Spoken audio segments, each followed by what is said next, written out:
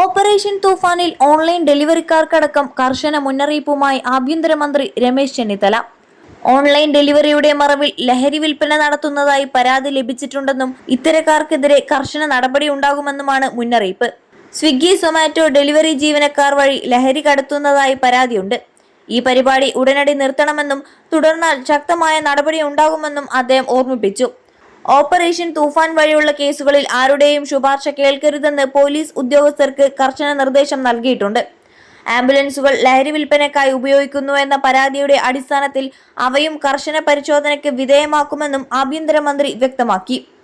ബജറ്റിൽ പ്രഖ്യാപിച്ച മിഷൻ സമുദ്ര വെറുമൊരു രൂപരേഖ മാത്രമാണെന്നും ഇപ്പോൾ വന്നത് പൂർണ്ണമായ ബജറ്റല്ലെന്നും രമേശ് ചെന്നിത്തല വ്യക്തമാക്കി. പദ്ധതി നടപ്പിലാക്കുമ്പോൾ കൂട്ടായ ചർച്ചകൾ ഉണ്ടാകും. സ്വകാര്യ മേഖലയുടെ പങ്കാളിത്തം ഉറപ്പാക്കുന്നതിനെക്കുറിച്ചും കരിമണൽ ഖനനം ഉൾപ്പെടെയുള്ള കാര്യങ്ങളിലും ചർച്ച ചെയ്ത് മാത്രമേ തീരുമാനമെടുക്കൂ.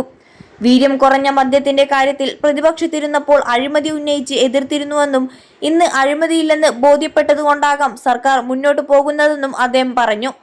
മദ്യനയം ഉൾപ്പെടെയുള്ളവ മന്ത്രിസഭയിൽ ചർച്ച ചെയ്യും.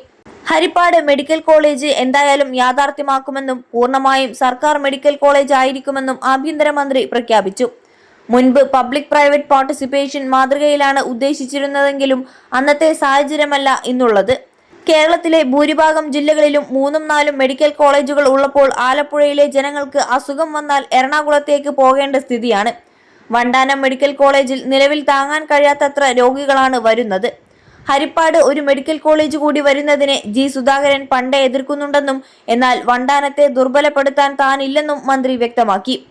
അടുത്ത വർഷം കുട്ടികൾക്ക് പ്രവേശനം നൽകാൻ തക്കവിധം നിർമ്മാണം ഉടൻ ആരംഭിക്കുമെന്നും ചെന്നിത്തല വ്യക്തമാക്കി. 21 ലക്ഷത്തോളം സന്തുഷ്ടരായ ഉപഭോക്താക്കളും 2 ലക്ഷത്തോളം തിമിര ശസ്ത്രക്രിയകളും പൂർത്തിയാക്കിയ മലബാറിലെ ഏക കണ്ണാശുപത്രി Al Salama high hospital, hospital road, Perinthalmanna. അതോടൊപ്പം KPCC പ്രസിഡന്റ് സ്ഥാനത്തെക്കുറിച്ചുള്ള ചോദ്യങ്ങൾക്കും അദ്ദേഹം മറുപടി നൽകി. പുതിയ KPCC പ്രസിഡന്റിനെ കോൺഗ്രസ് ഹൈക്കമാൻഡാണ് തീരുമാനിക്കുക. നിലവിൽ KPCCക്ക് മുഴുവൻ സമയ പ്രസിഡന്റ് ഉണ്ടെന്നും രമേശ് ചെന്നിത്തല അഭിപ്രായപ്പെട്ടു.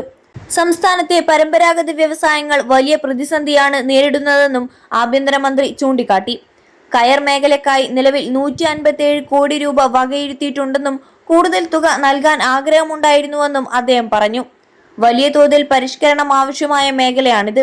ഇതുമായി ബന്ധപ്പെട്ടവരുമായി ഇതിനകം യോഗം ചേർന്നിട്ടുണ്ട്. ജൂലൈ 4-ന് കയറ്റുമതിക്കാരുമായും യോഗം ചേരും. തൊഴിലാളികളുടെ ശമ്പള വർധന ഉൾപ്പെടെയുള്ള കാര്യങ്ങൾ പരിഗണിച്ച് വ്യവസായത്തെ ശക്തമാക്കുമെന്നും അദ്ദേഹം കൂട്ടിച്ചേർത്തു.